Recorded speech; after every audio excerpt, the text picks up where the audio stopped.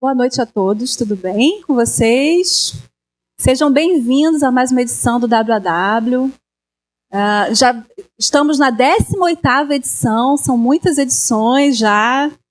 É muito bom contar com a participação de vocês. Eu sou a Dani da Avantare, prazer. Eu vou fazer uma breve introdução sobre o WAW para quem não conhece ainda o evento, né? Para depois passar a palavra para a nossa palestrante de hoje. Então, falando um pouquinho sobre o WAW, né? Primeiro, o WAW significa Web Analytics Wednesday. É um evento que acontece no mundo todo, em vários países. É um evento gratuito e que tem sempre o objetivo de discutir temas ligados a métricas, marketing digital, performance. E sempre acontece às quartas-feiras. Normalmente, aqui no Rio, a cada 2 meses a gente desenvolve um evento. Sempre aqui na SPM. A gente tem um site, para quem quiser depois da palestra, a gente vai publicar lá a apresentação, mais algumas informações, né? A gente tem o objetivo também de fomentar o mercado digital. Por quê? Principalmente o mercado do Rio, a gente sente que precisa estar desenvolvendo eventos dessa natureza, trazendo temas ligados a marketing digital, a métricas, BI. Então, é sempre aberto à participação de todos. Depois da palestra, a gente vai ter não só perguntas, mas a ideia é ter um pequeno debate, uma mesa redonda, né, para que a gente discuta um pouco a palestra. A gente espera contar com a participação de vocês. O WAW no passado já foi feito até em mesa de bar, então ele tem esse espírito colaborativo mesmo, tá? Além do site, a gente tem também o grupo no Facebook, WAWRJ, se vocês quiserem entrar lá, sempre que tiver um novo evento a gente vai publicar, e não só isso, mas para trocar informações nessa área, é um local interessante para vocês estarem, tá? Então, eu sou da Avantare, a gente que organiza o evento, e a gente tem o apoio da SPM e do IAB. Então, eu queria passar agora a palavra para a nossa palestrante de hoje, tá? Que é a Raquel. Já conheço a Raquel, já é a segunda palestra que ela dá no WAW. Então, Raquel, seja muito bem-vinda. Uma ótima palestra para você. Obrigada. Oi, gente. Obrigada, Dani. Eu sou Raquel. Para introduzir, o tema dessa palestra, inteligência de mercado aplicada à estratégia de comunicação. Eu diria que já é uma visão de Web Analytics ainda mais adequada ao nosso contexto de comunicação. Então, todo momento em que vocês acharem que está faltando informação para entender, né, para dar mais contexto, podem fazer as perguntas. Eu não me incomodo da gente fazer um clima bem informal, tá? Porque eu não sei também o quanto que está todo mundo familiarizado com o tema. Então, vamos lá. Como agenda, eu vou falar um pouquinho sobre o que é BI, né, para a gente dar uma alinhada no conhecimento. É possível que eu passe por algumas coisas que são muito básicas para algumas pessoas, mas eu acho importante só para a gente conseguir delimitar bem o tema. Depois a gente vai falar sobre esse contexto rapidinho, a gente vai falar sobre uma visão de métricas, mas não vamos entrar em métricas profundamente, não é o objetivo hoje. As aplicações, e aí sim o que a gente vai passar é uma discussão sobre como é esse BI aplicado à estratégia e algumas metodologias, mesmo um overview, só para a gente conseguir aterrissar um pouco mais o tema da palestra. E como começar, um ponto de partida. E só como introdução, gente, eu vou falar um pouquinho sobre a minha trajetória, que eu acho que esse campo BI, como campo profissional, como área dentro da publicidade, ele é tão novo que tem uma diversidade de trajetórias que os profissionais que trabalham com BI passaram por. Então, eu acho super interessante a gente ter essa ótica para entender essas pessoas que hoje em dia estão trabalhando com BI, como é que é esse background? Como é essa experiência, né? Como que ela é construída? Então, no meu caso, eu sou daqui do Rio mesmo, eu sou publicitária, eu me formei na ECO, na UFRJ, e aí, na época em que eu me formei, era uma época que a internet ainda estava começando, e isso foi no ano 2000. Então, eu comecei a trabalhar em um monte de startup, né? Os sites mesmo que estavam surgindo. Então, é muito interessante isso dentro da internet, aí o Web Analytics, né, tem tudo a ver com isso, porque quando você trabalha num site, você ter acesso aos resultados e esse dia a dia de mensuração faz totalmente parte do dia a dia de um site. Então, eu acho que isso foi um primeiro contato que eu tive com esse lado, né, que não é um lado necessariamente da comunicação, que era a minha formação, mas, enfim, com análise de resultados, com mensuração. Então, foi um primeiro contato. E aí, depois disso, eu fui trabalhar no Buscapé. E aí, dentro de e-commerce, dados, web analytics, análise de resultados, faz parte da essência do trabalho de e-commerce, né? Sem isso, o e-commerce não existe. Então, ali eu tive um contato maior ainda, e foi quando eu me apaixonei mesmo por o que a gente está chamando hoje em dia de BI. E isso aconteceu até, eu acho interessante que aí faz o link com a minha formação, porque era incrível como, através dos dados, a gente conseguia observar o comportamento do consumidor. Então, a gente via no dia a dia, por exemplo, alguma variação de consumo. Aí eu vou dar uns exemplos que expõem a minha idade. Então, por exemplo, a gente via o tal do Harry Potter começando a ter muita busca. Aí a gente falava, gente, mas o que é Harry Potter? Aí a gente ia entender, é um livro que tá tendo muita procura, está virando um best-seller. Tá, então para comércio eletrônico, o que a gente faz com isso? Vamos fazer uma categoria, uma página especial? Vamos, né, enviar uma newsletter? Vamos fazer um acordo com um varejista? Então, esse tipo de comportamento do consumidor, eu lembro que eu vi também a ascensão das buscas por DVD player, muito lá atrás. Esse tipo de comportamento do consumidor, ele aparecer claramente através dos dados foi algo que me interessou muito nessa época do comércio eletrônico.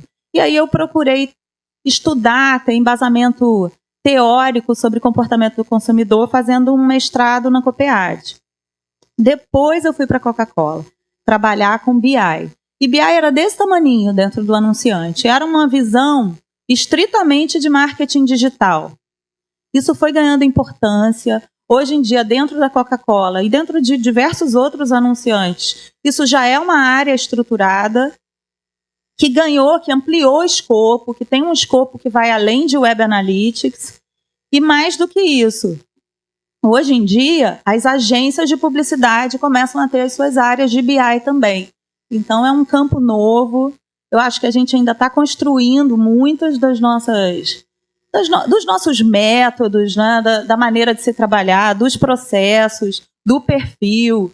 E eu acho que eventos como o WW ajudam muito a fomentar essa cultura, né? Então, para começar, a nossa visão dentro dessa estrutura de comunicação, que, é claro, é totalmente criativa, é totalmente ligada ao universo, né, subjetivo, a nossa posição enquanto BI em Deus a gente confia, todos os outros tragam data. E isso faz sentido num dia a dia dentro de uma agência de publicidade. Mas o que é BI? Para a gente dar aquela normalizada, né, no conhecimento. Bom, aqui eu trouxe duas definições. A primeira, BI é um conjunto de técnicas e ferramentas para a transformação de dados brutos e informações significativas e úteis. Eu acho que ela é uma boa definição, deixa claro que é. Mas eu acho que a segunda é a que eu gosto mais, por causa desse comecinho da definição. BI é uma filosofia de trabalho que consiste, e aí é um processo, né, com diversas etapas. Consiste em coletar os dados, organizar, analisar, compartilhar a informação, monitorar as informações geradas em múltiplas plataformas para suporte ao negócio, para estratégia de comunicação ou mesmo para a própria campanha. Por que eu gosto dessa definição? Porque ela passa por filosofia de trabalho. porque eu acho que uma visão de BI é uma visão que ela precisa ter os processos formalizados, e esses processos eles precisam entrar em todos os processos da companhia em que você está trabalhando. Não é uma área isolada. BI é uma filosofia de trabalho e ela interfere em muitas outras áreas. E aí, de uma maneira, né, bem resumida, o que o BI faz? BI faz categorização, análise e interpretação de dados estruturados. E aqui, se eu tiver que já começar a enfatizar algumas palavras-chave, categorização seria uma delas. E aí, gente, por quê? Porque dado sozinho, ele não quer dizer nada. A gente trabalha com volumes de dados diferentes muito grandes. Então, você conseguir organizar, categorizar dado é um passo fundamental do que BI faz. E aí a gente está falando de dado estruturado, só que a gente também trabalha com dado não estruturado. BI também faz organização de grandes quantidades de dados não estruturados. Qual é a diferença? Dado estruturado é aquele dado que vem em linha, coluna, né, um Excel. O dado não estruturado é, por exemplo, o que a gente tem nas redes sociais. A gente tem ali um volume de dados imenso que não chega para você exatamente numa planilha. Então, isso é um dado não estruturado. BI também tem esse papel de organizar essa quantidade de dados. E, de certa forma, a gente trabalha traduzindo dados que não são dados numéricos e conseguindo colocar isso de uma maneira quantitativa. Então, a gente trabalha com essa organização. Terceiro ponto. A gente traduz dados em conhecimento, com foco em gerar uma vantagem competitiva, uma inteligência por trás disso. E isso tudo é feito para suporte à tomada de decisão. E aqui também a palavra-chave é suporte. Não quer dizer que BI esteja tomando as decisões. A gente não toma decisões para a Coca-Cola, por exemplo. A gente dá um suporte de inteligência à Coca-Cola. E aí, quando eu falei da minha trajetória, eu acho que faltou eu dar essa explicação. A BI cresceu a tal ponto que hoje em dia a gente tem uma central de inteligência e mídia dando suporte à Coca-Cola. Ela funciona dentro da W Macan, o nome dela é Kio Lab. Kio é o símbolo da Coca-Cola, né, na Bolsa de Valores. Lab, porque é um lab, é experimentação, a gente ainda está construindo, né, os nossos processos. E dentro dessa central de inteligência é que BI é uma das áreas, dando esse suporte de inteligência à Coca-Cola. A gente é autônomo, independente, a gente é uma estrutura independente tanto da Coca quanto da agência, e a gente trabalha totalmente integrado no dia a dia da Coca-Cola de campanhas, de publicidade. E aí a gente volta a falar do papel de BI. Então o BI transforma dados em inteligência. Por isso que o link, né, BI e estratégia, ele é tão importante. É o tema dessa palestra, porque BI aqui na base da pirâmide não está fazendo a diferença. Você pode até estar trabalhando com BI só focado em data, mas aí você está no tático, você está no operacional. Quando você dá contexto a esses dados, aí você começa a trabalhar com informação, propriamente dita. Quando você dá um significado para isso, e ao longo da palestra a gente vai entender melhor essa construção até o ápice da pirâmide, aí sim você chega à inteligência. Então, BI tem esse papel de gerar valor. E aqui eu acho que vale essa breve história, porque a gente dessa área de Web Analytics, a gente usa BI com muita naturalidade. Dentro das empresas, das multinacionais, BI tem uma história um pouquinho diferente. Então, só como conhecimento mesmo, na Coca, por exemplo, BI, quando eu entrei lá dentro, existia uma área de BI dentro de TI, que era a área responsável por construir dashboards, né, por construir ambientes online, por trabalhar com dados de negócio. Enquanto que a gente, dentro da área de comunicação, começou a trabalhar com métricas digitais e chamamos isso de BI. Então, acho que uma segunda etapa dessa historinha é marketing digital, é web analytics, se nomeando também como BI, porque é uma inteligência que pode ser gerada para o negócio através de dados. Então, tem semelhança, né? Acho que a terceira etapa nessa historinha é comércio eletrônico, que eu acabei falando um pouco já. A quarta etapa nessa historinha é o que a gente está vivendo hoje em dia, e é super importante. A gente está vivendo uma complexidade muito maior do cenário de comunicação. Está tudo muito mais complicado do que era no passado, né? E aí por exemplo, a integração do online e offline trouxe uma importância para a BI muito maior. Então, se antes BI ficava localizado no marketing digital, hoje em dia, para um grande anunciante, ele precisa ver as coisas de maneira integrada. Ele precisa entender as métricas dele, um olhar do todo, não é mais só sobre marketing digital. Fora que ele tem muito mais pontos de contato do que ele tinha no passado.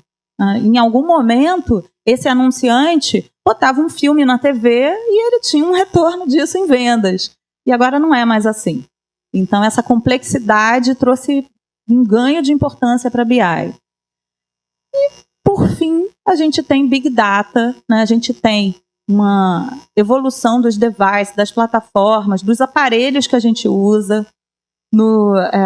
Em algum momento, a gente vai ter, de fato, a internet das coisas, tudo gerando data. Então, a gente tem mesmo um cenário de cada vez maior volume de data para a gente trabalhar. E um pouquinho do papel de BI na comunicação.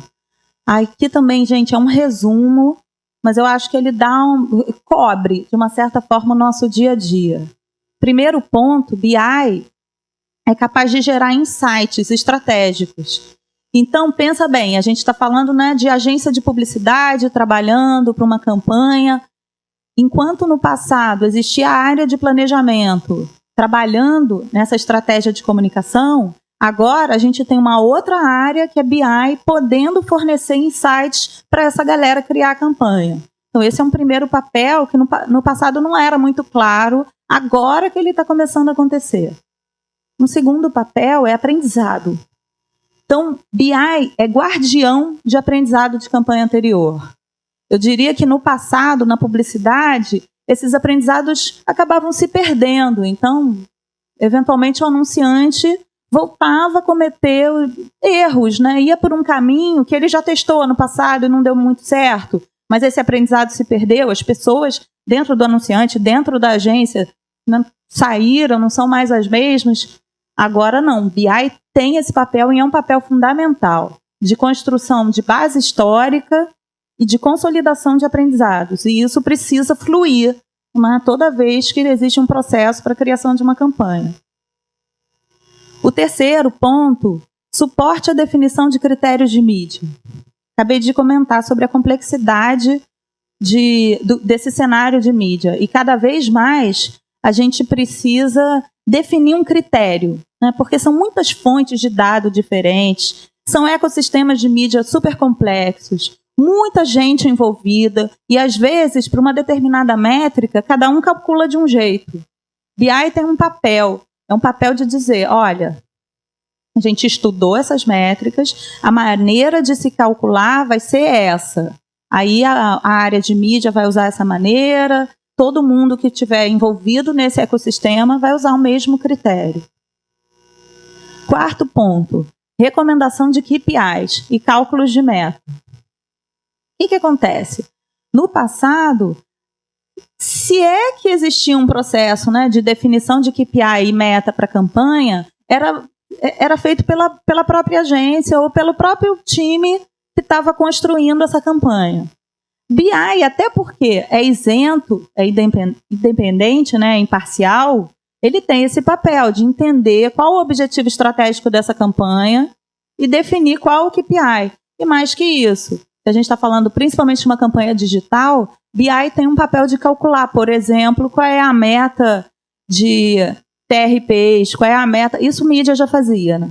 Mas qual é a meta de video view? Digamos que é uma campanha calcada em vídeo online. BI pode ter esse papel de definir.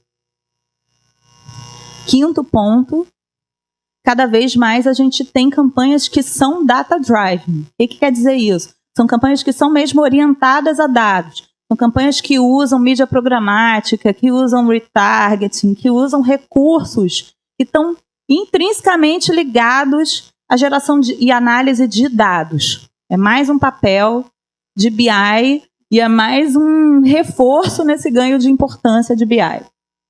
Sexto ponto, monitoramento da performance da campanha. Esse é o mais comum. O sexto é o que a gente conhece mais nesse BI que é feito no dia a dia. É fazer report, né? É entregar para o cliente uma análise de como a campanha está se saindo, de que recomendações, né, para otimizar a campanha que podem ser feitas. Então, esse é o papel mais comum. Sétimo, está totalmente ligado, né? É a otimização e o plano de ação propriamente dito, né? Eu dividi porque nem sempre é feito dessa forma, né? Os dois juntos. Tem claramente um monitoramento como o papel mais familiar a todos de BI e ainda tem esse papel de otimizar e fazer um plano de ação para como melhorar a campanha.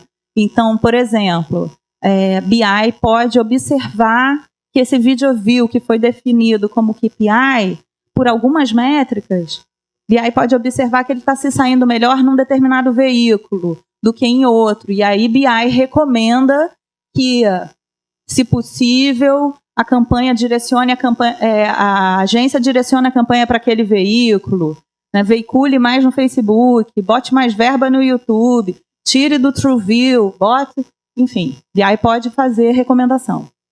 E, por fim, um papel de usabilidade, entre muitas aspas, porque isso é uma outra área de conhecimento, mas BI é o guardião dos aprendizados. Então, BI pode observar, por exemplo, determinado comportamento dos usuários no site. Num outro momento, tem uma outra campanha, lança um hot site e nós podemos dizer, olha, esse site poderia ser otimizado, a gente já observou uma conversão melhor com essa determinada navegação, com essa experiência do usuário. Então, também é um papel possível dentro desse cenário de comunicação, dentro dessa relação de BI com anunciantes e agências. Até aqui está tranquilo, gente? Beleza? Aí, voltando a falar do contexto, o que a gente tem? Agora, nesse momento, nesse ano, nos últimos anos, a gente está passando por mudanças profundas na indústria da comunicação. E BI só tem ganhado força por conta disso. Primeiro, é busca por eficiência. O que a gente vê no mercado, os anunciantes, eles estão muito focados nas campanhas serem cada vez mais eficientes, em veículos que entregam eficiência. Então, não tem ninguém esbanjando. Um segundo ponto é a necessidade de integração. Então, não sei se vocês lembram, em algum momento, tinham até agências de digital separado, né, das agências de publicidade tradicionais. Dentro dos anunciantes, isso também já foi uma realidade. Existia a área que cuidava de marketing digital. Isso não é mais assim. Isso foi integrado dentro das agências, dentro dos anunciantes, e agências que antes eram só digital acabaram virando agências full service, que são as agências que fazem, né, todo tipo de publicidade.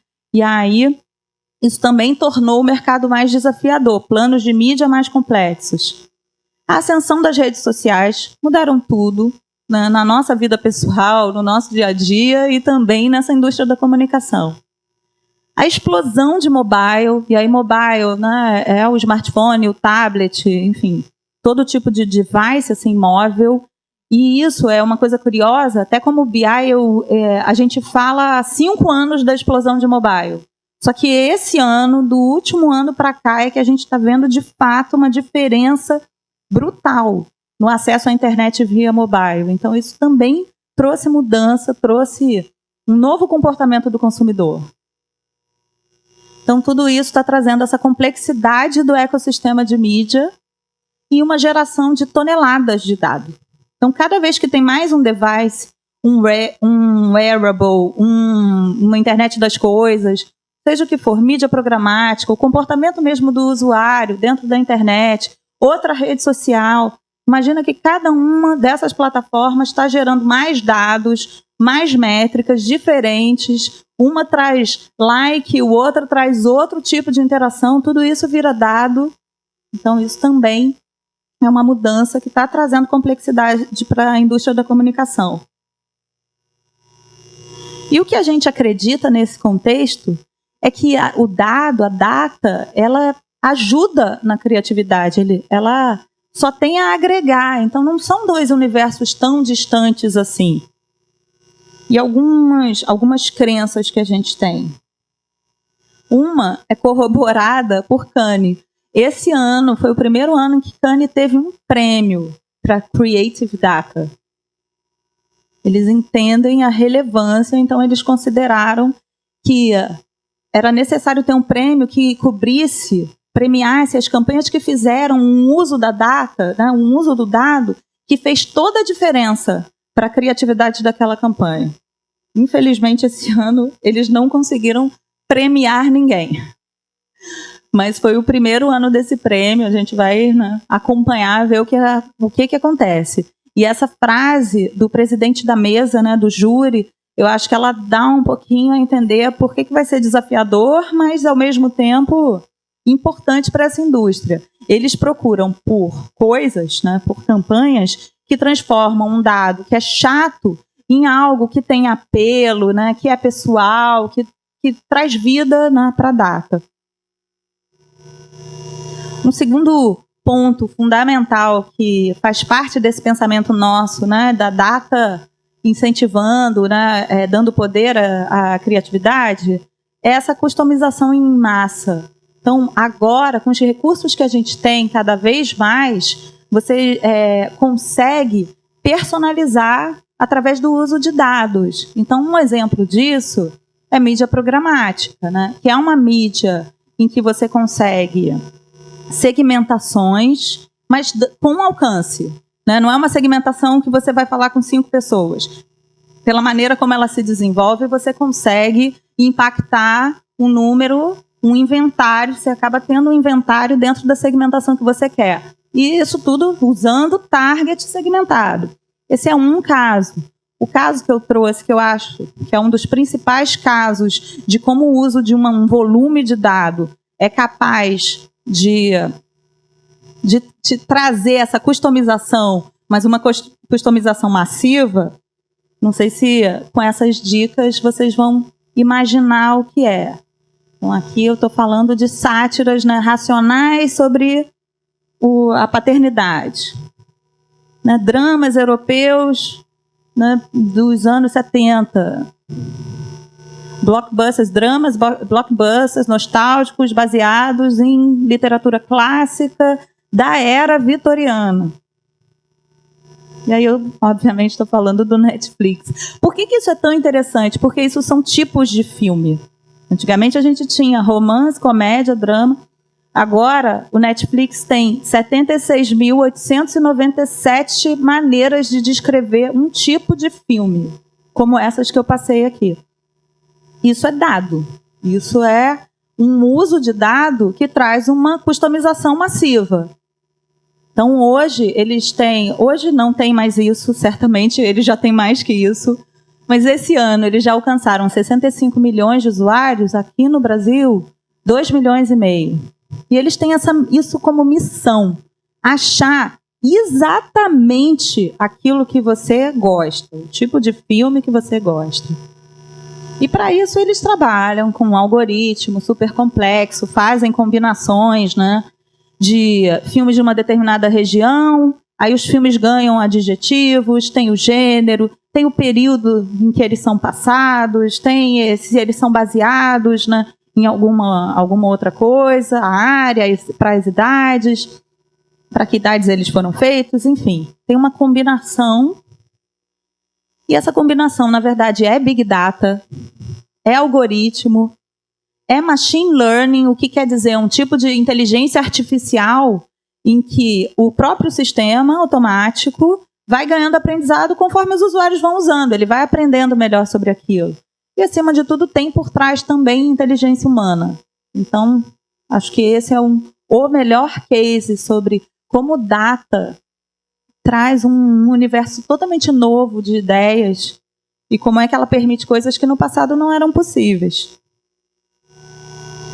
E o dado é tão importante para eles que trouxe uma vantagem competitiva super clara. A série House of Cards, ela foi criada com base no que eles aprenderam sobre o comportamento dos usuários, sobre o que os usuários gostam. Só foi possível porque eles não estavam adivinhando. Eles sabiam, através do Web Analytics dele, dos dados que eles retêm, o que as pessoas estavam querendo ver. E aí um terceiro pilar que a gente acha super importante de como é que o dado está entrando no mundo, como é que isso empodera, na verdade, as pessoas, é o que a gente vê há alguns anos nos relatórios de tendências sendo chamado dessa forma, data importance. E um termo que tem sido usado é o quantitative self. Isso o que quer dizer? É o dado fazendo cada vez mais parte da nossa vida pessoal. Então tem um videozinho, infelizmente eu não encontrei o vídeo legendado, então o vídeo está em inglês. Mas o que ele mostra basicamente é como todos nós hoje em dia estamos fornecendo dados e a gente também está tendo um retorno, um acesso a esses dados. Então, por exemplo, hoje em dia você já tem um aplicativo que conta os seus passos, ou que monitora o seu sono e te dá dados sobre o seu sono. E como esses exemplos têm, e ainda vão ter no futuro, muito mais exemplos. Esse é o Quantitative Self.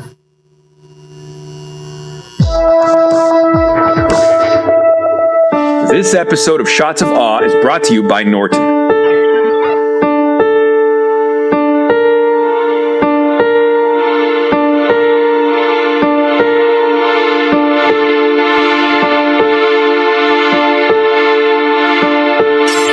So you hear a lot of talk these days about the quantified self revolution. Everything is being tracked. We have metrics for everything. We're extending sensors into everything and all of a sudden creating an influx of data. So everything is tracked online. Now everything is tracked in our body. We live in a world in which human beings have been reduced, have been turned into algorithmic cascades of data.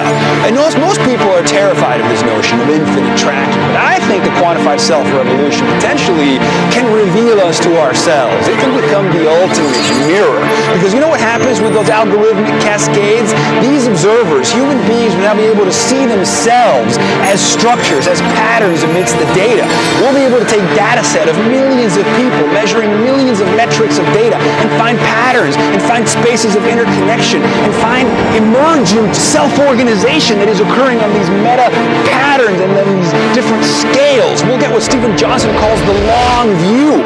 We'll get the equivalent of the microscope or the telescope for units of information, for data sets.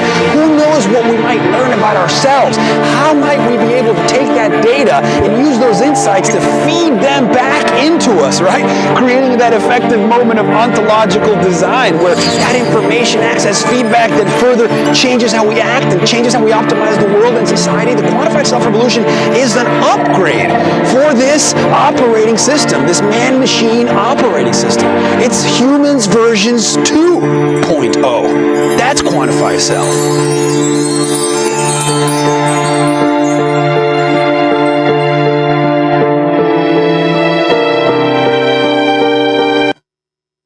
O que eu acho bacana desse vídeo é mostrar a data já entrando num outro campo, que é um campo da sociedade, né? Como é que traz um retorno para a sociedade, para o ser humano.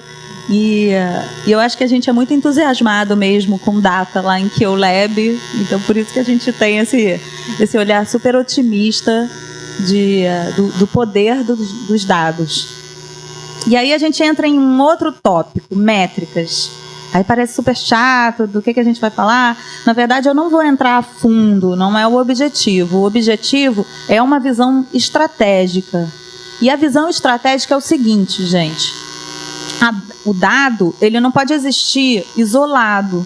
O dado isolado, ele não quer dizer muito, ele não traz uma inteligência estratégica. O dado isolado, ele é operacional, ele é tático, ele é para resolver aquela coisa, ele te dá um olhar sobre aquele recorte que você tem. E a gente entende que a estratégia, ela nasce de um entendimento mais completo, mais holístico, de todo tipo de dado. Então, a gente tem dados para o nosso dia a dia, né? Que trabalhamos dentro de uma agência de publicidade. A nossa base são métricas de comunicação e mídia.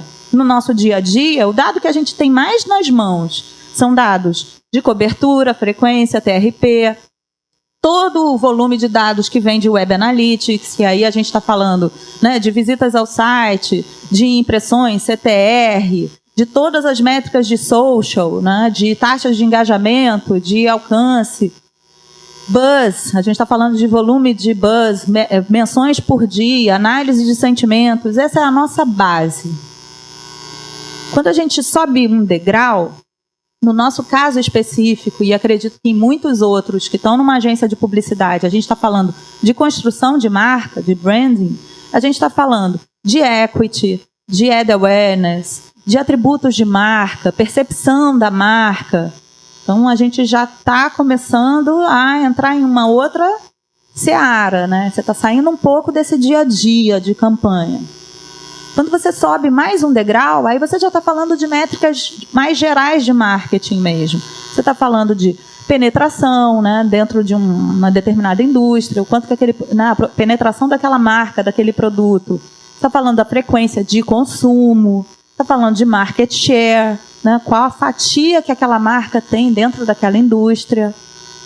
E aí, por fim, o objetivo de todas essas empresas é o mesmo, né? É venda, é lucro. E aí você está falando, então, das métricas que são o objetivo final, que é volume de venda, crescimento.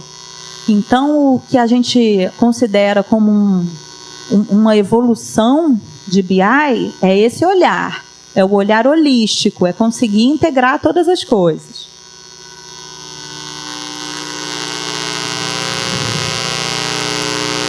Aqui é exatamente o que eu comentei, né? Um olhar restrito, ele é míope.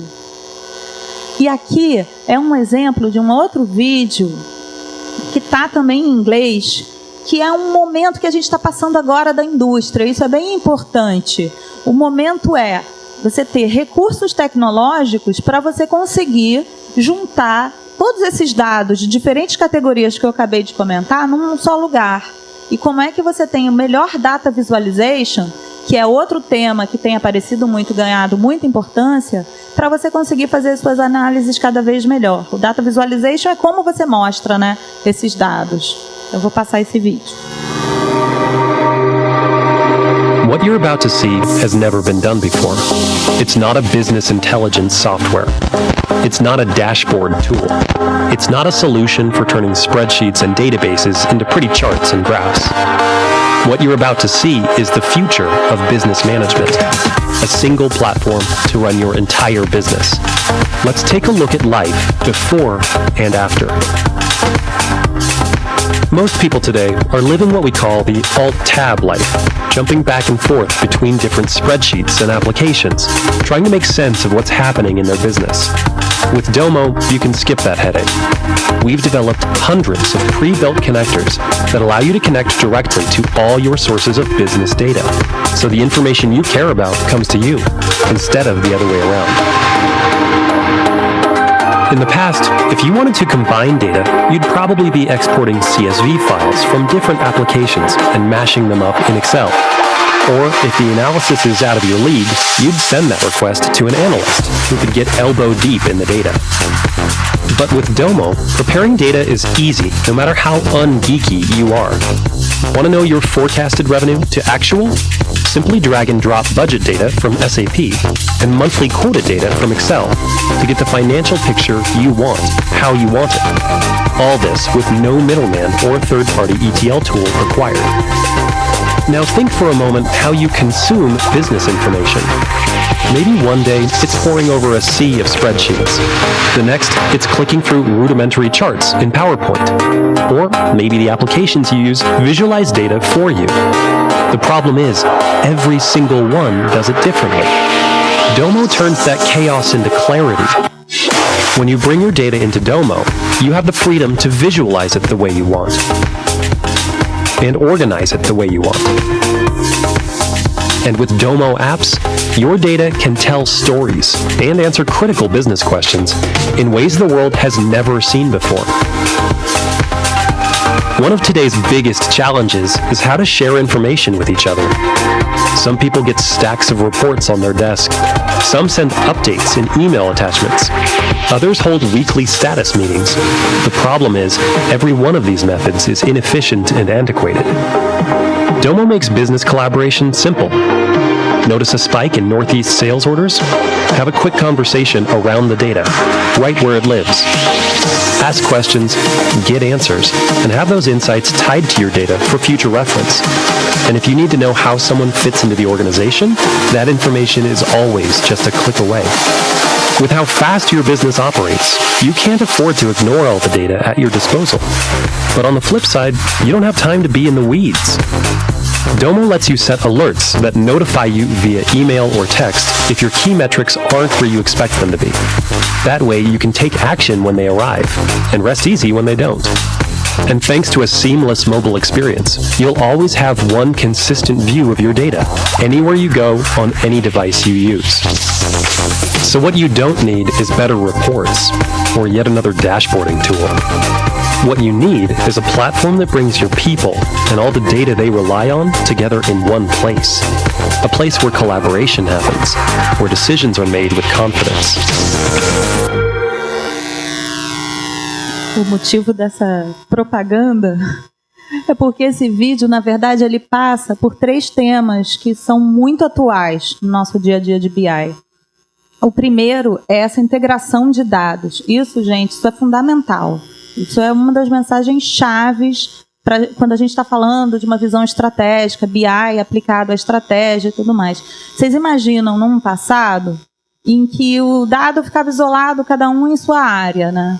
Então, eventualmente, o pessoal de comunicação estava super feliz porque a campanha teve um alcance maravilhoso e não sei quanto de taxa de conversão no site, vamos dizer. O pessoal que cuida das marcas estava mais ou menos porque os atributos da marca não cresceram. E o pessoal que cuida do negócio vendo determinados resultados de volume de venda, cada um na sua casinha. E aí falta, né, a visão consolidada de como essas coisas estão integradas. Então, essas ferramentas, esses ambientes online que, de fato, integram todos os dados num lugar só, vamos dizer assim, é o destination do nosso momento atual. A gente trabalha com eu não posso trazer em público, mas a Coca tem um dashboard reunindo métricas, né, de diversas fontes diferentes num só lugar, e eu acredito que isso seja uma tendência para o mercado como um todo. O segundo ponto super importante do que eles estão falando ali no vídeo é visualização. Então, o dado não pode ser chato.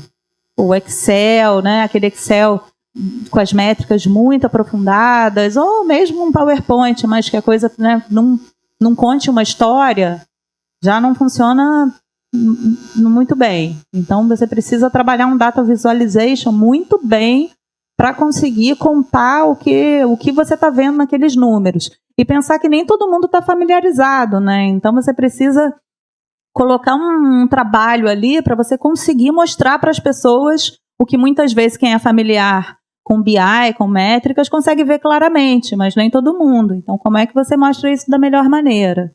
E o terceiro ponto fundamental desse vídeo é o acesso. Então, aquele e-mail que você manda com reporting anexo, ele acaba que ele não tem o mesmo acesso de uma ferramenta online que concentra tudo e que torna a comunicação mais fluida, porque esse é um dos gargalos de BI. Às vezes a gente vê coisas maravilhosas, a gente tem aprendizados, a gente constrói conhecimento, mas isso não se dissemina entre todo mundo que está trabalhando, né, naquele ecossistema de comunicação. Então, acesso à informação é outro tema que tem ganhado importância. E quais são as aplicações? Então, aqui eu tentei assim, mostrar de uma maneira um pouco visual, tentei organizar algumas das aplicações que a gente vê no nosso dia a dia. Então, aqui uma matriz, a gente só tentei colocar aqui objetivos de negócio no eixo horizontal versus o tipo de data. A grosso modo, vamos chamar assim. Então, a gente tem, nos quadrantes de baixo, vamos chamar, são as métricas transacionais, métricas, né, já totalmente relacionadas à marca, e nos de cima, as métricas que não são transacionais. E a gente tem métricas mensuração propriamente dita e métricas que são para você descobrir, né, para você conseguir enxergar novos caminhos. Então, a gente tem métricas nesse primeiro quadrante que nos ajudam a ver percepção de marca, né? Como é que o consumidor está vendo a marca, fazer monitoramento de crise. A gente tem métricas no buzz, né? Quando você está olhando as redes sociais como um todo, que te ajudam a ver comportamento do consumidor, a identificar tendências nesses comportamentos e até a ter ideias, a ter insights mesmo, né? A gente tem métricas que são mesmo para otimização, dia a dia de campanha. Você está medindo aquela campanha e está aprendendo com essa mensuração. E a gente tem métricas que já são para estratégia de negócio ou de comunicação. Então, já são num outro âmbito. Então, alguns exemplos. Quando a gente está falando de métricas, né, de monitoramento de buzz, a gente pode trabalhar para avaliar, por exemplo, a estratégia da concorrência. Isso é um uso possível. Então, esses exemplos aqui, com gráfico de redes, o que eles nos mostram é que uma marca, esse aqui é o buzz, né? Imagina que cada bolinha dessa são pessoas. E as linhas que relacionam essas pessoas são pessoas que se seguem, né? Então, o que a gente consegue avaliar é que, no primeiro exemplo, a marca, ela de fato conseguiu uma viralização, tem uma dinâmica aí de repercussão de uma determinada mensagem. A gente fez essa análise de buzz em cima de uma hashtag. E em cima, naquele bolinho, tem a marca, tem um outro bolinho de gente ali que é um influenciador, que foi usado pela campanha, e a gente consegue entender como que a hashtag desse concorrente se espalhou, repercutiu.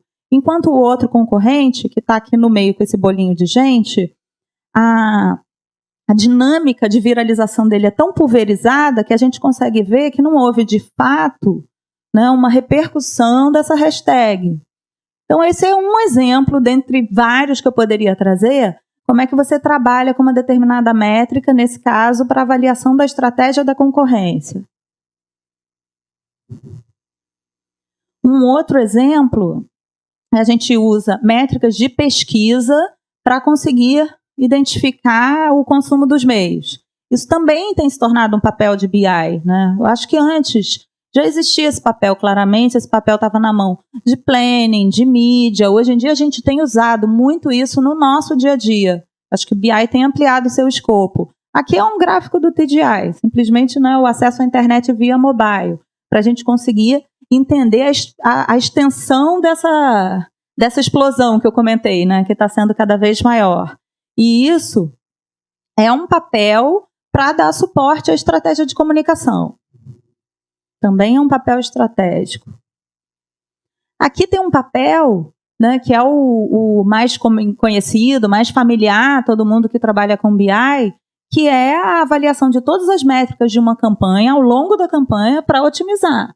Aí você olha as visitas, né, sessions no Google Analytics, vê a origem dessas visitas, mede a taxa de conversão por cada veículo, vê qual que está funcionando melhor, sugere um plano de ação para otimizar essa campanha. Esse é um papel que ele é mais tático. O que pode se tornar estratégico, uma vez que a campanha acabe, que você consolide esses resultados e analise para você ter os aprendizados dessa campanha, isso pode ser estratégico para uma próxima campanha, né? E aqui é um exemplo de cruzamento de métricas que são transacionais, são da marca, né, com métricas de mídia. Então, aqui o objetivo desse tipo de análise era ver o impacto da comunicação em atributos de marca. Digamos que a gente tem um determinado atributo, né? Deixa eu ver um exemplo que não seja da Coca-Cola. Pode ser um atributo, é uma marca para pessoas que amam o esporte. Isso a gente pode medir ao longo do tempo. Tem uma determinada fonte, você tem esse resultado ao longo do tempo. Se você cruza isso com as suas métricas de mídia, com TRPs, com cobertura, enfim, com alguma coisa que você tenha em mãos, você começa a identificar algum padrão, você pode fazer um estudo de correlação para entender que campanhas, de fato, tiveram um impacto na construção de marca, né, de atributo de marca. Então, isso é um objetivo totalmente estratégico. E aqui, gente, já, né, fechando, algumas metodologias. O primeiro, que a gente comenta muito lá dentro de QLab, é bobo como isso, mas faz diferença no nosso dia a dia.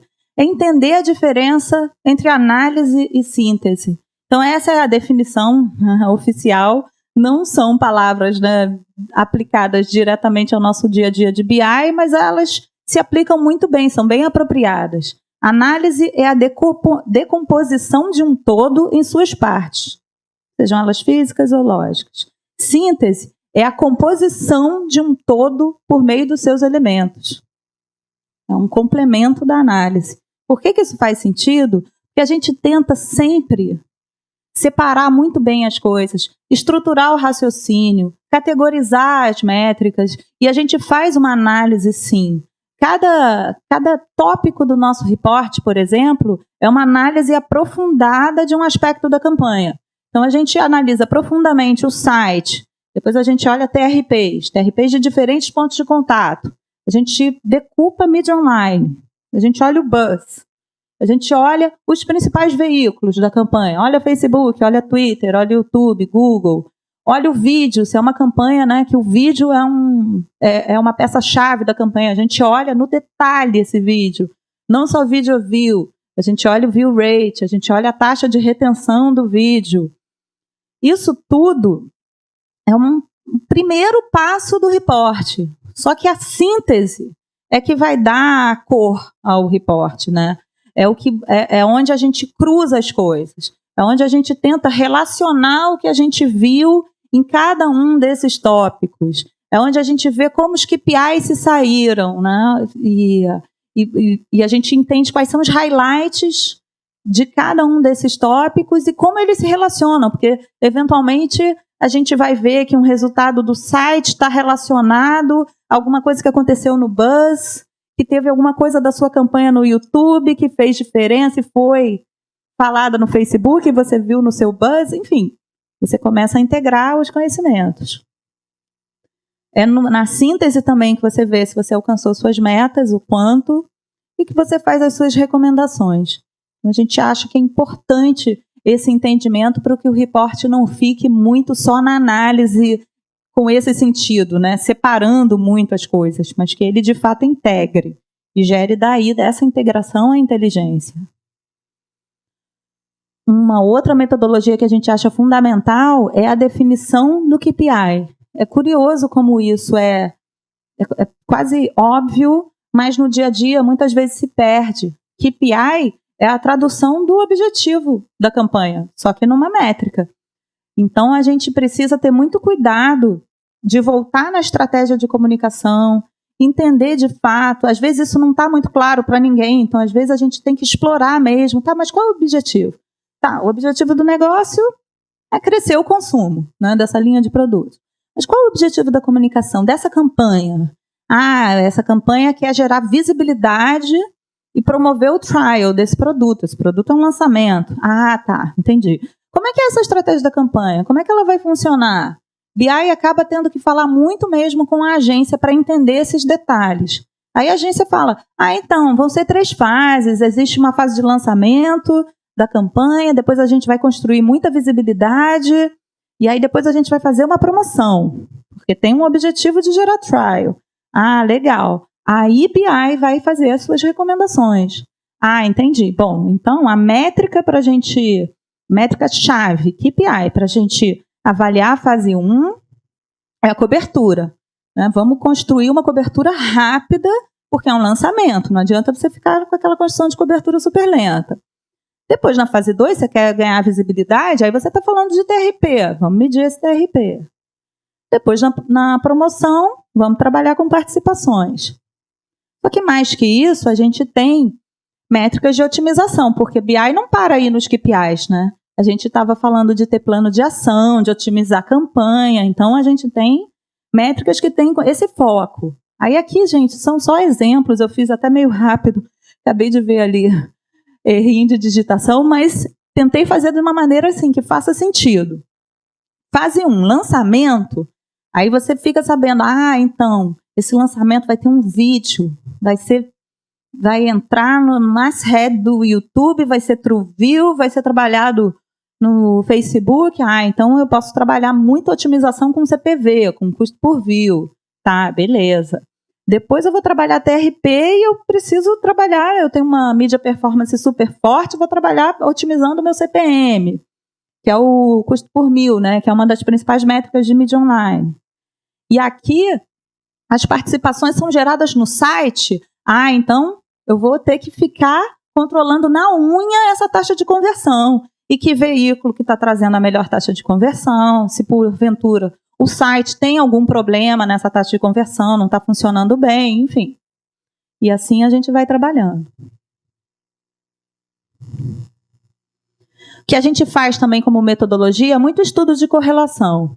Eu comentei no início da palestra sobre a minha trajetória, eu sou publicitária, eu não sou estatística, e acaba que a gente está vendo entrar nessa indústria bastante estatístico mesmo. Isso tem sido fundamental para fazer modelagem, para fazer estudo de correlação de fato. E a gente sabe, essa é uma frase que é conhecida na estatística, correlação não implica por si só incausalidade, quer dizer que você não está explicando uma variável totalmente pela outra, você não pode atribuir tal força, mas ajuda muito a gente no nosso dia a dia. Então a gente costuma usar isso como uma metodologia. E aí, não botei aqui nem metade das perguntas que a gente se faz quando a gente se depara, né, com uma base de dados, mas algumas são básicas como isso, né, e ajudam a gente ir estruturando o raciocínio. Você começa olhando um gráfico de evolução. É muito comum a gente ter, né, um gráfico em linha, alguma coisa que mostre uma determinada métrica no tempo. Primeira coisa que a gente olha, tendência de crescimento? Tem tendência? O Excel faz isso, né, pra gente. Está crescendo? Está caindo? O que explica pico e queda? É muito comum quando chega para mim um relatório, eu vou direto, mas o que gerou esse pico? O que tem por trás dele? Consegue ver? Consegue decupar essa métrica? Referência é fundamental.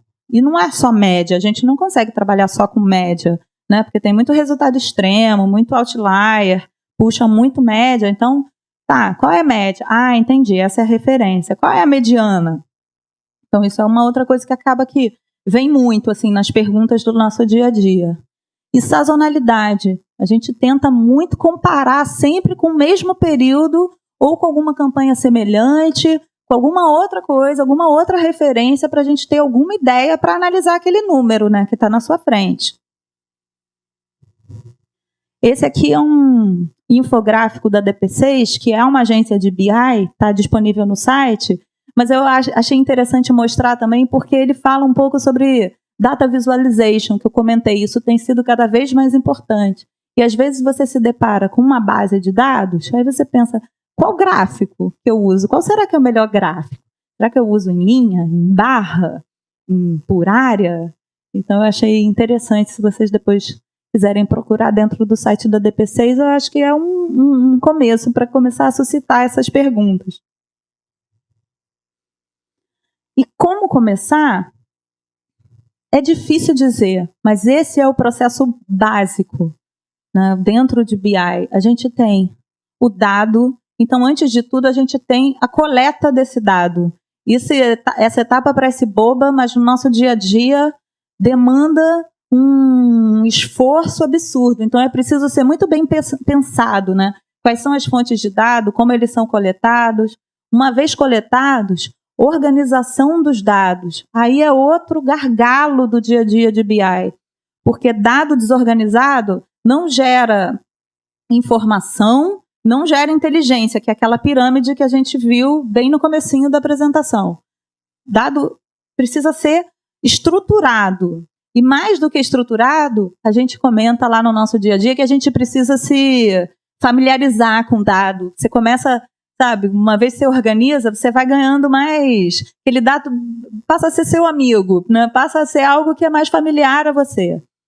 E aí você vai, claro, analisar, né, modelar, se for o caso, trabalhar, tratar aqueles dados, fazer os cruzamentos, interpretar aqueles dados. E, enfim, aí você vai fazer fluir essa informação da melhor maneira possível para, de fato, tirar valor, tirar significado do que você tem em mãos. E aí, por fim, como é que se desenvolve data science, que é o outro termo que a gente usa muito, né? Orientado à estratégia. Primeiro, objetivo de negócio e de comunicação tem que ser driver da análise. Por isso que a gente comentou ali na tela de KPI, que o início de tudo, nesse nosso dia a dia de BI de campanha, o início de tudo é, mas qual o objetivo de negócio? Se eu não sei isso, eu não sei nem por onde começar. Qual o objetivo de comunicação? Qual o objetivo dessa campanha? O que essa campanha tem como estratégia?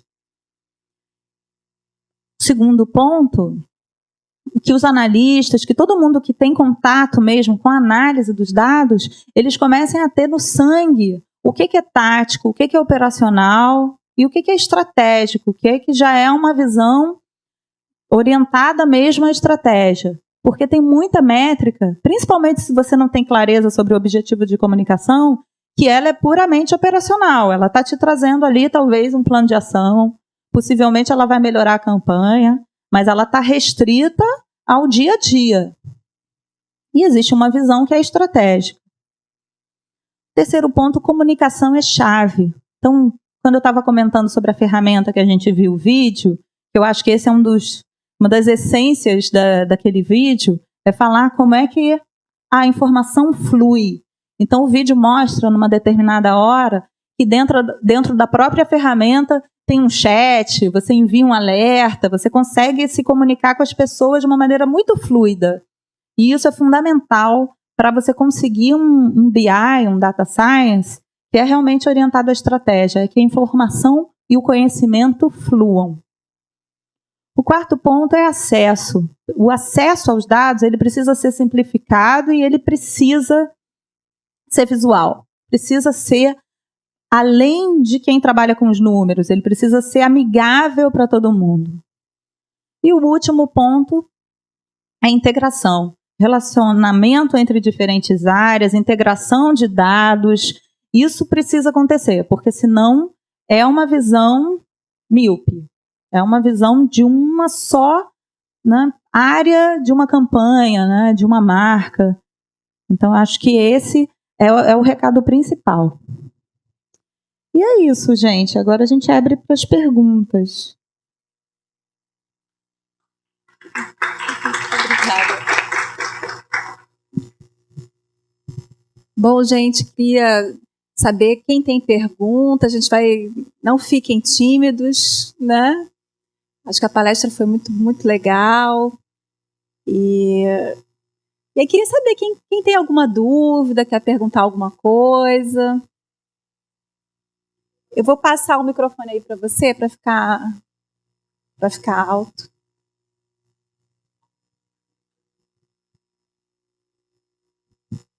Opa, boa noite. Minha dúvida é a seguinte, é muito comum assim vocês identificarem, traçarem essas estratégias, esses planos, e que são embasados em muito dado, muita informação, muita inteligência. E isso dá resultado mesmo? Assim, vocês têm mais ou menos uma... a chance de isso dar certo é 100%? Sempre dá? Ou é 90%, ou é 70%, uma coisa dessa linha? Deixa eu ver se eu entendi direitinho. Você está me perguntando sobre a diferença desse tipo de trabalho no resultado? Sim, isso. Tá. Sim, a gente consegue. A gente consegue ver. É até curioso que eu falei muito sobre a diferença do tático versus o estratégico, mas para te responder, principalmente no tático, a gente vê muito porque é muito comum alguma recomendação que BI faz, de fato, melhorar muito o resultado. A gente vê isso na prática, às vezes a gente até valora, ou seja, coloca isso na ponta do lápis para saber o quanto que a campanha foi mais eficiente, né? Gastou menos porque fez uma mudança que melhorou o resultado. Então, isso é um papel de BI muito claro. No estratégico, fica mais subjetivo. Eu acho que é uma mudança que é cultural, que é nos aprendizados que acabam sendo considerados. Então, vamos dizer que BI percebe, por exemplo, percebe como num estudo de correlação que determinadas campanhas funcionaram melhor, né, para o atributo de marca. E esse conhecimento flui, e aí a marca resolve fazer campanhas com com aquela pegada. E isso super funciona, isso é um papel de BI. Eu não estou nem falando de um exemplo específico que eu tenha vivido, não, mas esse é um papel que de fato pode acontecer. Mas no tático, nenhuma dúvida, é muito comum até.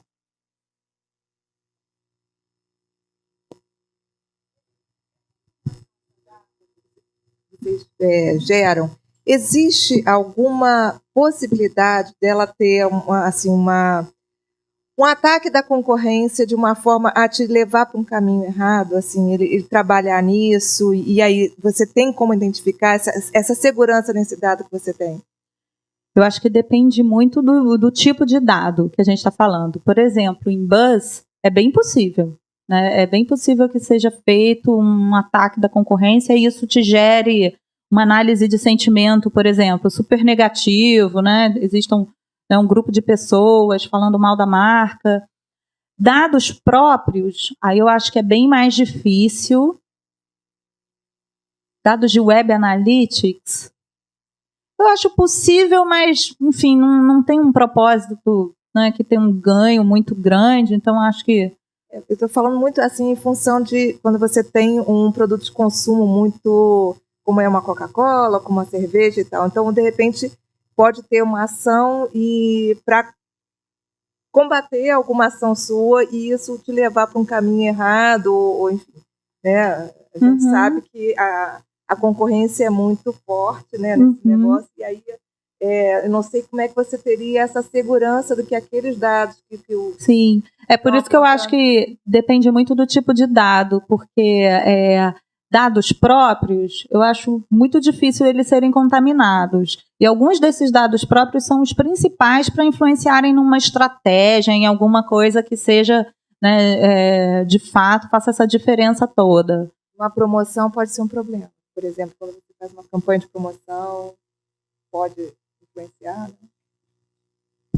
né? Mas eu estou tentando pensar aqui que métrica pode ser contaminada por um ataque da concorrência que levasse a BI a fazer uma análise errada. É só uma dúvida. Eu estou com dificuldade em pensar em qual é essa métrica. Buzz, com certeza, né, porque a gente está restrito a dado, né? Porque, por exemplo, no ambiente digital, ataque é muito comum, né?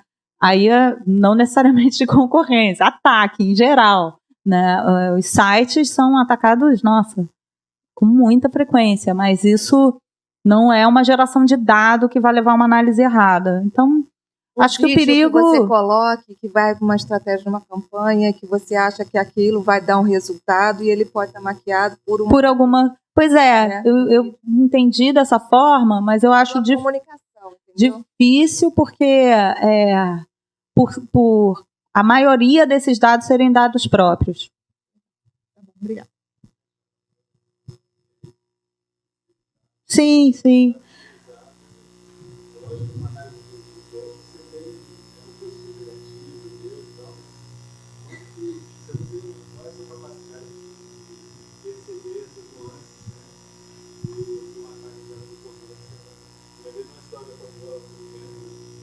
Não está baseado nisso. O tamanho disso, né?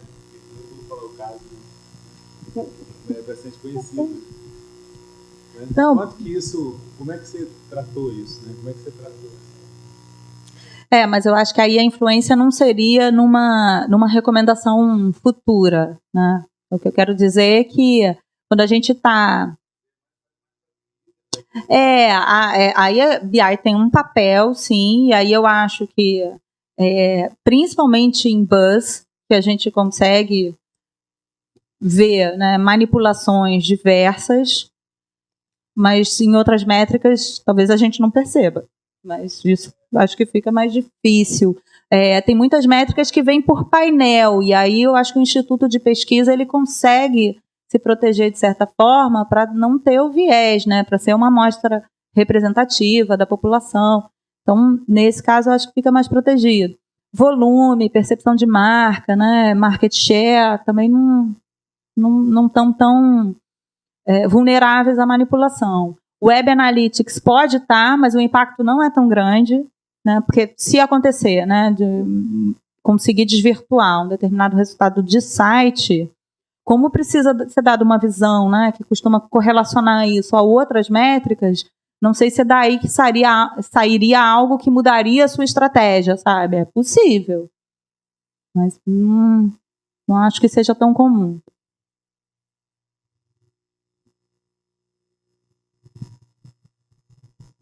Alô? Bom, tem uma dúvida seguinte, tem uma parte que você fala aí da montagem desses KPIs e tal, eu entendo que tem uma parte do BI, que tem acesso aos dados muito mais complexos, você tem uma consciência das informações muito maior, mas às vezes o cliente não consegue entender isso, né? Então, às vezes, eu trabalho com e-commerce, a gente vai tentar entregar alguns dados para o cliente e às vezes a incapacidade dele ler os dados, ele acaba que não entende, você não consegue avançar e dizer para ele que esse é o caminho para você vender mais, esse é o caminho, esse newsletter saiu com o melhor resultado. Isso daí é uma coisa combinada com o cliente. Como é que você rompe essa barreira do cliente não entender o que você faz? Você tem que se tornar mais assim, um dado mais simples, mas ao mesmo tempo você tem que trazer o resultado. Isso é combinado. Como é que é esse processo? Só para entender. Assim. Eu acho que isso que a gente está falando tem até muito a ver com cultura. E por acaso, né, na outra palestra até eu estava falando sobre cultura de BI. É uma cultura nova, né? Então eu acho que existe essa tradução e essa dificuldade. No nosso dia a dia existe, mesmo dentro da Coca, que tem uma área de BI. Não sei se ficou claro. No caso do KPI, as primeiras informações vêm do cliente, né? O objetivo do negócio e o objetivo da comunicação, cliente / agência, né, que está cuidando da campanha. E aí, realmente, se o cliente não tiver essa clareza, é muito difícil para a gente trabalhar dizendo para o cliente qual o objetivo, né, do negócio ou da campanha dele. Mas, às vezes, acontece da gente recomendar. A gente fala, a gente olha uma estratégia, né, estuda a estratégia como um todo. Aí a gente entendeu por essa estratégia que o objetivo dessa campanha é construir awareness para o lançamento desse produto. É isso mesmo? Aí o cliente, não, na verdade a gente quer que as pessoas experimentem. Tá, isso não tinha ficado claro. Então, às vezes, a gente até sugere coisas para o cliente criticar, né? Ter um olhar crítico sobre. Mas eu acho que isso é um desafio. Algumas empresas estão mais familiarizadas, já têm uma cultura de métricas, outras não, outras nada, vivem num outro universo. Acho que aos poucos é que a gente está conseguindo construir qual é o nosso papel. Acho que isso não tem ainda resposta.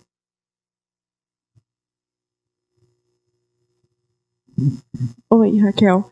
A minha dúvida, aliás, não é uma dúvida, eu gostaria de saber como é o dia a dia.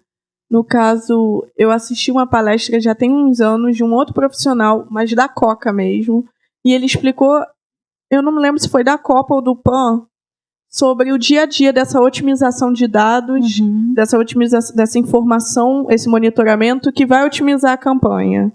E aí, como é que é isso usando essa plataforma que você disse que vocês usam? Como é esse dia a dia, como essa dinâmica? Olha, eu estou imaginando até quem é a pessoa e qual foi o tema. Foi sobre real time?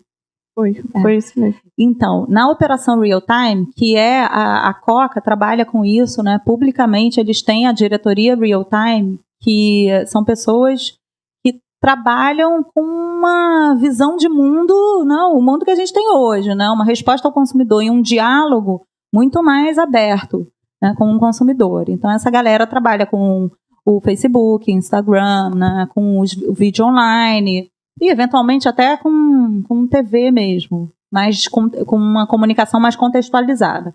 Quando tem uma operação de real time rolando, existem rotinas com uma periodicidade que depende do tamanho dessa operação, e nessas rotinas, cada área mostra o seu resultado. E BI, a gente vai lá nessa rotina e mostra, dá uma visão da campanha como um todo. Então, tem a galera que cria conteúdo. Aí eles falam um pouco sobre, né, quais foram os últimos posts, né, o que está por vir, como é que isso funciona dentro da história que a campanha está contando. Aí vem uma galera, que é a galera do saque, né, a galera que responde ao usuário, conta um pouco como estão essas interações, né. Aí a gente, em BI, apresenta os números da campanha, e aí, como comitê mesmo, como grupo, são decididos planos de ação, dependendo desses resultados. E isso funciona muito. Essas campanhas, elas têm resultados comprovadamente melhores. Nem todas as campanhas têm essa operação, com essa rotina, com essa periodicidade acontecendo. Mas quando tem, é todo mundo mesmo, criativo, o mídia, o pessoal da própria Coca, a gente de BI, todo mundo junto, olhando o resultado numa tela enorme, discutindo, cada um botando seu ponto, costuma ser super informal, não é, sabe? A pessoa lá na frente, em pé, apresentando, é bem reunião de trabalho, e aí as decisões são tomadas e aplicadas, né, imediatamente real time.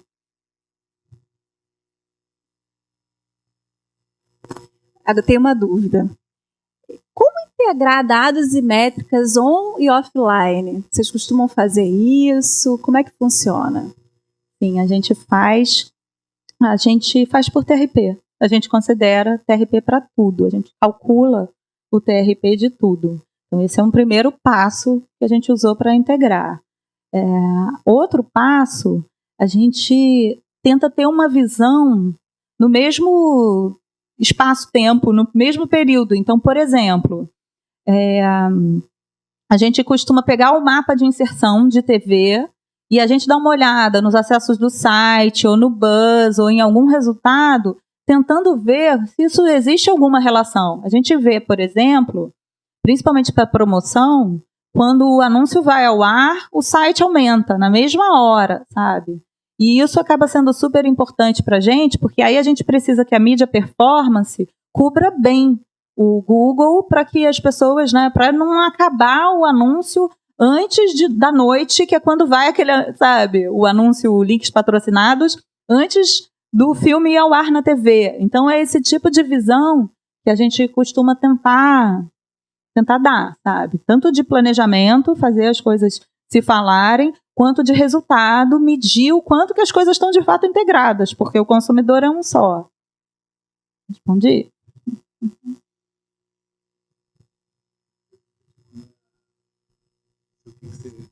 Nesse esforço, né, de criar uma plataforma com dados e analisar esses dados com essa complexidade de multicanal, multidispositivo, on e off, etc. Qual é o esforço ou custo dado em relação à análise, em relação ao negócio? Porque parece uma coisa que você, assim, hoje em dia, cada vez, né, você tem coisas novas lançando semanalmente, diariamente. A impressão é que a gente tem betas para sempre, né? É um beta eterno, porque está sempre mudando, entrando alguma coisa nova. E o grande desafio, o obstáculo de fazer um dashboard que integre métricas de áreas tão diferentes é porque são muitas fontes de dados. E cada uma tem um tipo de coleta. Aí tem uma que tem API. Aí você faz a API do Facebook, a API do Google, Aí a outra é uma fonte de dado, por exemplo, de mídia offline, super antiga, né, que te manda um Excel, não tem como automatizar. O outro é um software interno que um maluquinho lá que puxa o dado e te passa, mas ele esquece. Então, são muitas fontes de dados diferentes e aí toda vez está surgindo uma nova. É complexo. É um dia a dia bem complexo, demanda muita energia para se manter. Mas a gente acredita que tem um ganho que faz valer a pena. É um ativo, né? Um ativo da Coca, né? É um ativo e que está entregando um dos pontos que eu coloquei como fundamentais, que é o acesso à informação. Está tornando essa informação mais fluida, né? Mais fácil das pessoas acessarem. Mas quanto que esse esforço de dados, se fosse colocar em percentual, que tamanho que é isso? Assim, em termos da operação do Colab, que tamanho que é isso? 10%, 20%, 5%? Eu acho que no momento inicial era praticamente metade do nosso tempo. Porque é um primeiro momento de construir toda essa estrutura, né? Hoje em dia eu não sei dizer, mas é bem menos, é uma manutenção. Aí é claro que toda vez que vem uma métrica nova, a gente precisa botar um pouco mais de energia para entender que métrica é essa, como ela vai entrar, né? Se é daquele jeito mesmo, se a gente vai calcular ela com alguma coisa, e como é que a gente vai coletar o dado. Mas hoje em dia não sei dizer, mas não é tanto.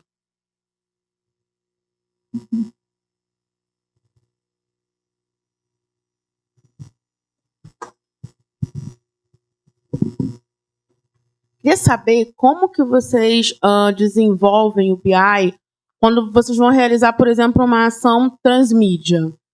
Qual é a estrutura que vocês utilizam para poder fazer esse cruzamento de dados depois? E até mesmo antes, no planejamento e tudo.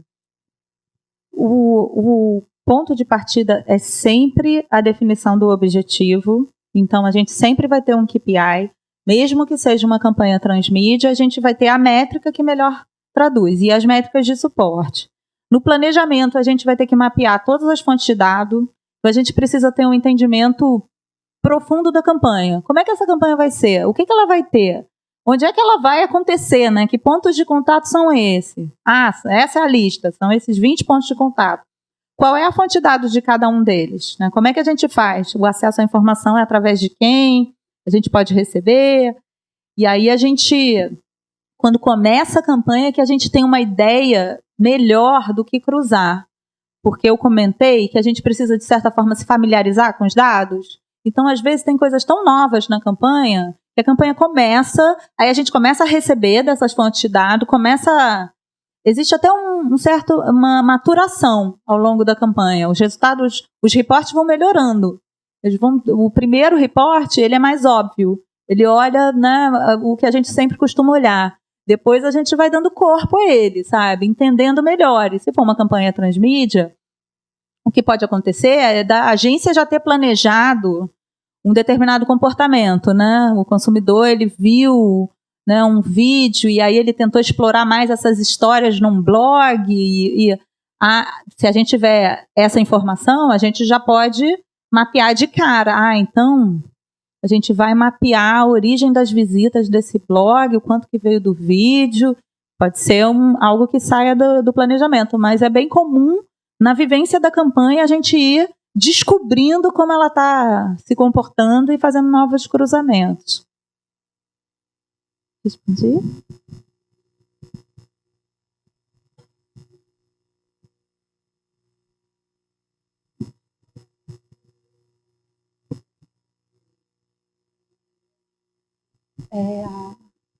Hoje em dia a gente está usando TRP, e aí existe uma questão sempre, se a gente usa o TRP igual, se pondera, em algumas situações, né, esse merchandising tem uma duração muito maior, né, do que os 30 segundos tradicionais de um TVC, então fica um pouco sobre isso. A gente calcula o CPP também, porque são ações mais caras e a gente tenta controlar isso. E a gente, em alguns casos, a gente olha a repercussão também em redes sociais. Mas isso é um olhar, vamos chamar assim, quase subjetivo. Porque existe um viés, né? A pessoa que vai falar, né? Já existe um viés do próprio Twitter, e quase todo o buzz veio do Twitter. existe um viés do tipo de gente que comenta até, sabe? Não quer dizer que isso represente todo mundo que foi impactado, mas é muito legal. No Buzz você começa a capturar alguns aspectos, né? É basicamente isso. Vou fazer mais umas perguntas aqui. Como formar uma cultura de BI? Você falou um pouquinho, falou até na outra palestra, mas acho que esse é um dos principais desafios, principalmente envolvendo times criativos, né? Envolvendo com dados, né? Então, como é que isso é feito? Além das reuniões, tem mais alguma outra técnica ou processo que vocês usam internamente? Então, é principalmente processo. Então, a gente precisa formalizar processo. E, no nosso caso, a gente precisa da legitimação da Coca-Cola, né? Então, não adianta a gente botar as agências em vários processos e eles não vão. Então, a Coca define, né, que esses são os processos a serem seguidos. Então, por exemplo, né, quando tem uma rotina de ver resultado e a agência participa. Então, eu acho que o primeiro é processo. Eu acho que tem um papel de ganho de autoridade mesmo. Quando você começa BI, muitas vezes isso ainda não está muito claro o quanto que aquela informação vai ser relevante no dia a dia. Parecem aqueles dados chatos, né? Até que você começa a mostrar informações que ajudam muito as pessoas. E aí, acho que o outro aspecto é a tradução desses dados e informações que ajudam muito as pessoas, sabe? Como é que você mostra esses dados? Como é que você fala a mesma língua, sabe? Muitas vezes, até o que eu observo no nosso dia a dia, é que a gente faz o report, escreve tudo e depois volta mudando um pouco o texto. Você não muda o teor daquele texto, mas você muda a maneira de explicar, sabe? Para deixar menos tecniquez e mais uma informação que possa fluir entre quem não é familiarizado com o nosso universo. Eu acho que processo, linguagem, ganho mesmo de autoridade e respeito por informações que ajudam. Acho que mostrar a utilidade. E, por fim, o que a gente faz muito é treinamento. A gente acaba precisando fazer muitos momentos em que a gente, né, conta o que é feito, como. É treinamento. Mais uma dúvida. Você falou bastante na palestra sobre a questão de captura de dados, até captura automática. Alguns países começam a restringir a questão da armazenagem, do uso dos dados. Como é que você vê a questão da privacidade de dados, né? Como é que isso é visto como futuro? Existe essa preocupação? Existe, eu acho que existe o lado negro, né, dessa captura de dados. Eu acho que, principalmente em redes sociais, em navegação, né, em como isso é capturado. O que acontece, em muitos casos, é que são dados anonimizados, né? A gente não tem, na verdade, acesso, né, que esse dado é da Daniela, é da Raquel, né? São volumes de dados que colocam padrões de comportamento de uma maneira que é mais ampla. Então, acho que isso o Facebook se ampara nisso, eu acho que isso acaba protegendo. E eu acho que cada empresa precisa ter o seu código de ética muito claro, o tipo de dado que ela não vai usar, porque é um dado invasivo, né? Que não está de acordo com o seu padrão de conduta. Eu acho que isso é fundamental.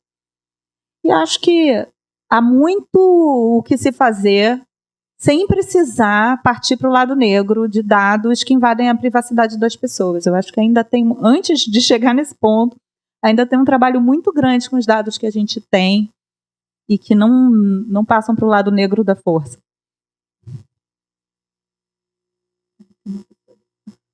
Gente, mais dúvidas?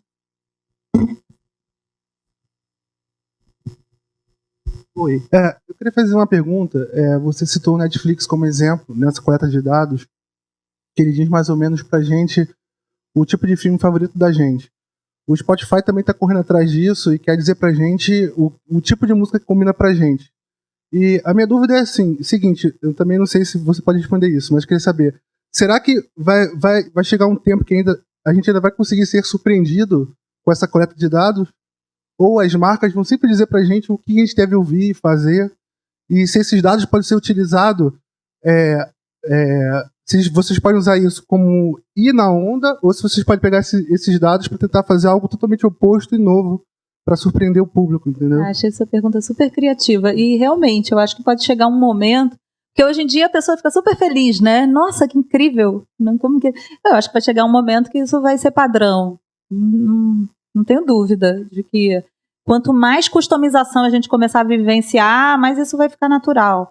Até como informação, eu fui a uma palestra do Spotify em que o palestrante, que é uma pessoa do Spotify, falou que eles são uma empresa de BI, que o modelo de negócio deles, na verdade, tem muito de BI. Eu achei muito curioso, porque isso ele não respondeu, ele não falou ao longo da palestra, né? No final da palestra, nas perguntas, que estava todo mundo perguntando muito sobre data, ele falou, nossa, mas acima de tudo a gente é BI, a gente é data.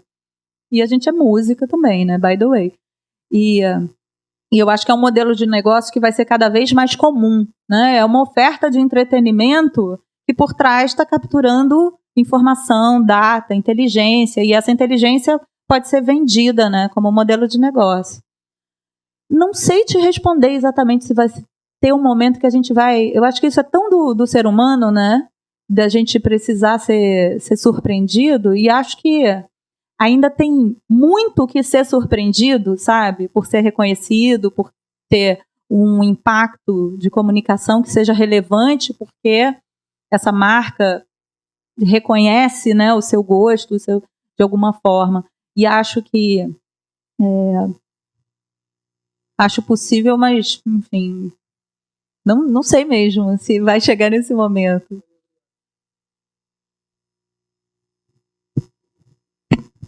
Mais dúvidas, gente? Claro! Queria saber como que vocês utilizam ou como utilizar o BI para ações, por exemplo, de behavioral target. BI mesmo acaba não trabalhando com os dados de behavioral targeting. O que acontece, trabalha na mensuração, na análise, né? Mas no planejamento, o próprio mídia é que acaba, né, definindo, né, qual target, como que isso funciona dentro da estratégia, né? Quando que você vai impactar, com que mensagem, isso é feito junto com o planejamento. No nosso dia a dia, o nosso papel em BI é pegar esse resultado e analisar. Eventualmente você vai ver que uma segmentação funciona melhor que outra, vai fazer uma recomendação sobre isso, vai conseguir perceber uma taxa de conversão diferenciada, né, da mídia que foi trabalhada com behavior target. Então, eu acho que acaba sendo bem parecido com as análises que a gente faz, né, para outros tipos de compra de mídia.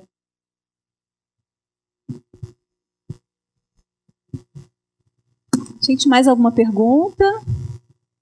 Então, queria agradecer muito a presença de vocês, em especial aí a presença da Raquel, a palestra foi ótima, mais uma vez.